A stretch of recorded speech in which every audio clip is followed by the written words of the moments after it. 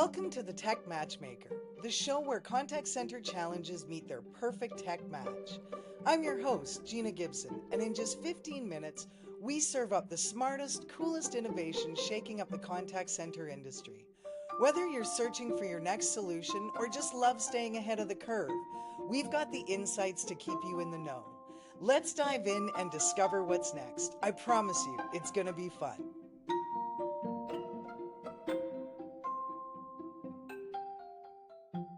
Hello, everybody. Today we are chatting with Michael Hartzog, who is the VP of Strategic Alliances for Quiq. Michael, welcome to the podcast. Thanks so much for joining us today. Super happy to be here with you, Gina. Yeah, this is a great opportunity to have a conversation with you. Thank you. Absolutely. Let's start with the basics, Michael. Tell us a little bit about yourself. Yeah, so I head up our global alliances organization. So anything that has anything to do with partners rolls up through me here at Quiq. We're based in Bozeman, Montana, which is where I live. And I've been in the CX space since about 2009. I worked for companies like Right Now Technologies, Oracle, Five9, Genesis, and have been with Quiq for about 7 years now. That's excellent. And I usually ask people to tell me one thing that might not be on LinkedIn about themselves, but I can't help but marvel over the beauty of your backdrops. Yes. Tell us something about yourself, but also include those beautiful photos. Yeah. So I am an amateur photographer. My wife and I both are. We did actually try to become professionals, but then it wasn't any fun. So we spend a lot of time down in Yellowstone Park, just south of here, and any other national park we can get to. And always got a camera in hand and try to capture those moments. Fantastic. Yeah. So back to Quiq, Michael. Give us your elevator pitch. Tell us about what does Quiq do? Yeah, Quiq has been around for about 10 years, and we first started back in the day as a business messaging platform. Our mission has never really changed that much in that we started out with the understanding that contact center is going to eventually move in the same direction that peer-to-peer communication has gone. You and I hardly ever talk to our friends and family on the phone anymore. We're constantly texting. We're having these asynchronous messaging conversations that go on and on and on forever, kind of at whatever the speed of life is. And so we started out as a business messaging platform built on an asynchronous architecture that allowed for AI to be able to manage the conversation for the contact center agent in digital channels, maximizing concurrency, things like that. Over the last really probably 6 years, bot technology came into play. We kind of took that AI native architecture and we grew with it into NLU and NLP, machine learning 3 to 5 years ago. And then when large language models came out, it was very natural for us to be able to just unplug our edge learning models and plug in large language models. So within 2 months of ChatGPT hitting the market, we had already launched our first fully generative AI agent into the marketplace. We claim that we're the first in the world to ever do that. Nobody's ever challenged that. So we're going to plant that. We're going to keep that flag planted. Since then, as AI has begun to move down the path as rapidly as it has, we've actually moved our generative AI model to a more cognitive architecture. And so where we are today is we're an end-to-end customer experience orchestration platform that's built on an agentic AI orchestration layer that has cognitive reasoning capabilities. So our customers come to us when they're looking to grow revenue, reduce costs, and improve customer experience. And that's what we do with our customers. That's excellent. And Michael, is the cognitive architecture that you mentioned, and I know you and I chatted a little bit before, but we were talking about, using confidence levels and that kind of thing. Is that one of the parts that sets Quiq apart from your competitors? Yeah, for sure. There's confidence levels that come into play, but it's actually a good bit more than that now. And what it is that we've moved beyond this deterministic flow build where if A equals this, then do this. If B equals this, do this. And there's this kind of deterministic flow that bot automation has always had, and it's always been the weakness of automated customer experience. What we've done is we've gotten away with that, and we're now using an architecture that allows the AI to access multiple sources of data and make its own determination as to what to do next. So it's a non-deterministic, we don't even use the word flow anymore. It's a non-deterministic experience that the AI is actually using cognitive reasoning to have a conversation with the customer in the same way a human. And that's amazing, right? But also that is consistent across all of your channels, right? So whether it's SMS, web chat, or social media, no matter what, you guys are it's the same conversation because you do have all that in one platform, correct? That's right. So you build one AI agent and you deploy it across voice, email, chat, a dozen different digital channels, including social media. And so you have a And consistent experience across the entire customer experience. perfect. That's what I was going to say. And that's how we create the consistency. So no matter when or how the customer reaches out, we're able to have that exact same interaction and experience for them. That's right. How do you tell if a customer is ready for agentic AI? And I know you and I chatted Yeah. about that too. And we've been AI readiness assessments are kind of all over the place. What do Yes. you how do you help customers determine? Yeah. It's a great question. I love how you phrase that because what I have seen, and I've talked to dozens and dozens of enterprise and mid-market to enterprise and even strategic accounts that are Fortune 100. I would tell you that the vast majority of, well, every customer I've ever talked to wants to grow revenue, wants to drive costs down, and they want to improve customer experience. So the motivation is there. The data is already there. Even if the data is not perfect, and even if it's somewhat unstructured and disparate. So I would say that the vast majority of our, everybody we talk to is ready for AI.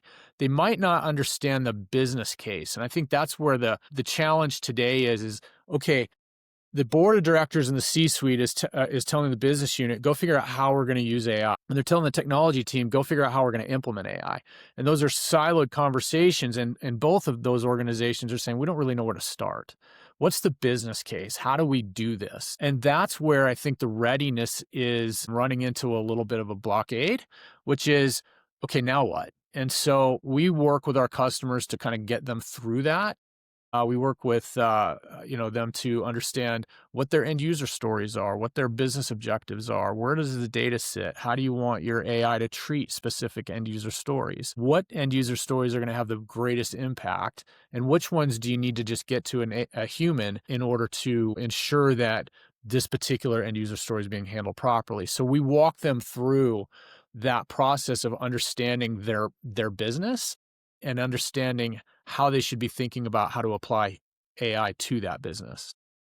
And do you have and I know you've got success stories and I want to hear a success story, but is there kind of a unique or a surprising way or a surprising use case that one of your customers has used Quiq for that you were like, "Oh, yeah, we can absolutely do that." Like, I hadn't really thought about that, but this is maybe maybe a surprise. Yeah, that's a great question. I have to sit back and think about that for a second.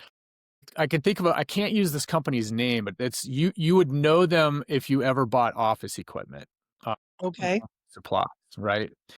So they actually have an internal use case for employees to be able to just get help when they need help with anything. And there's all kinds of questions that they might have. And what we found amazingly is that some of these employees are actually using the AI agent not only to kind of find out like where is this specific inventory or what form do I need to, but like how do I handle this employee dynamic situation.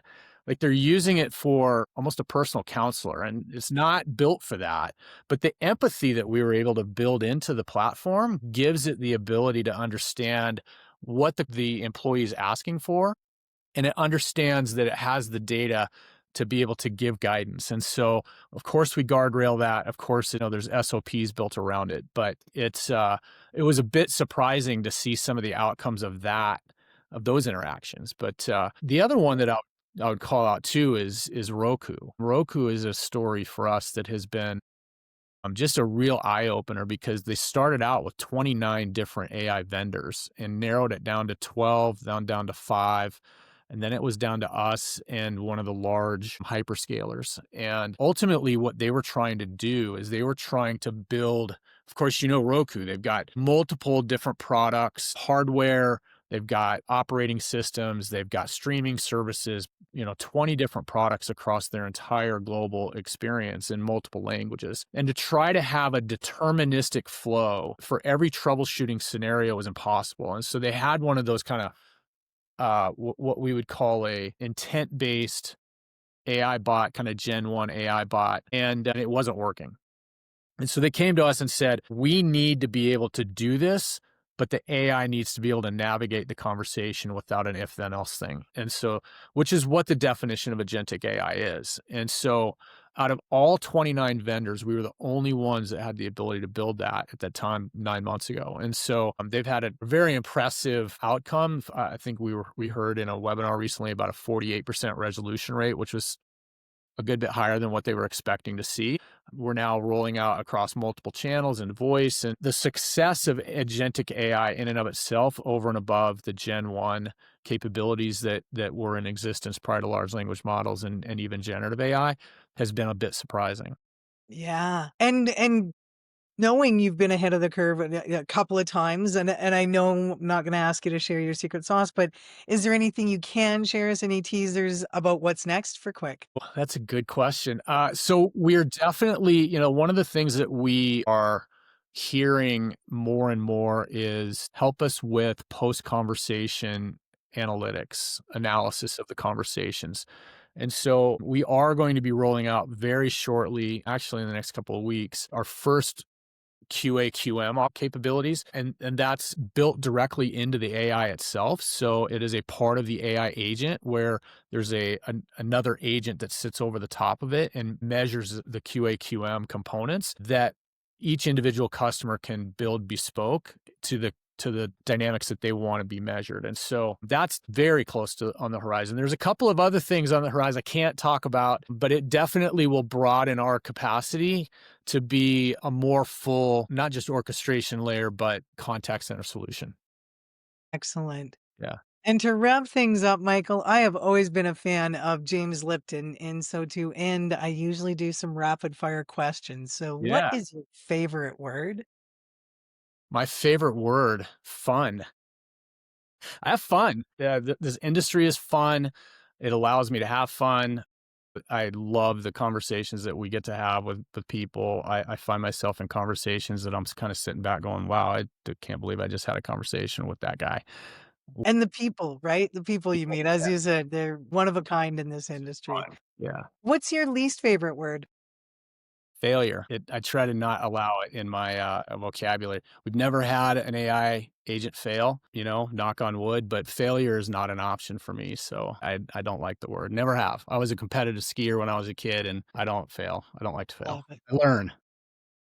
Yeah. What excites you the most? Yeah, I think that it's both exciting and it's also a little bit of the uncertainty of the unknown in the future. I, you know, th- had this conversation a couple times with some folks recently where I think for the first time in our technological history, we do actually have the ability now to help brands grow revenue, help them cut costs. I think a big component of that is we see, and I think this is super exciting, is that we're seeing that the human agents that are involved now are actually moving up the value chain. They're being repurposed into more valuable conversations, so their quality of life is going up. The value of what they bring to the table is going to go up, and so I think it's going to be there's a lot of uncertainty as to how this is going to shake out, but I'm super excited to see the benefit that we can bring in these technologies to brands and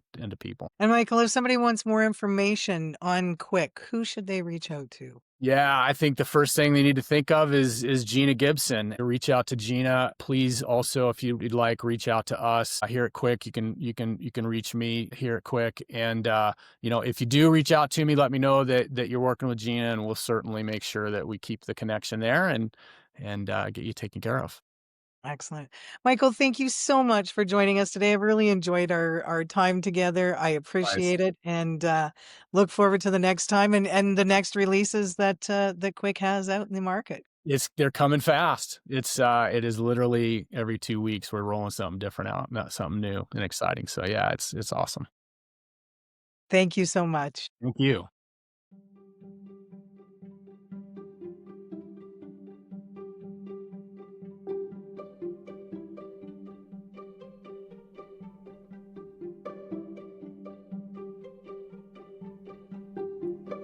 Thanks for hanging out with us on the Tech Matchmaker. I hope today's spotlight sparks some fresh ideas and real solutions for your contact center. Want to dive deeper into the tech we featured? Hit up the show notes for all the links and extras, and be sure to subscribe so you never miss an episode. And if there's a challenge you want us to tackle, don't be shy, reach out. I'll catch you soon with more innovation, more use cases, and more ways to keep your business moving forward. Stay curious, stay bold, and keep exploring what's next.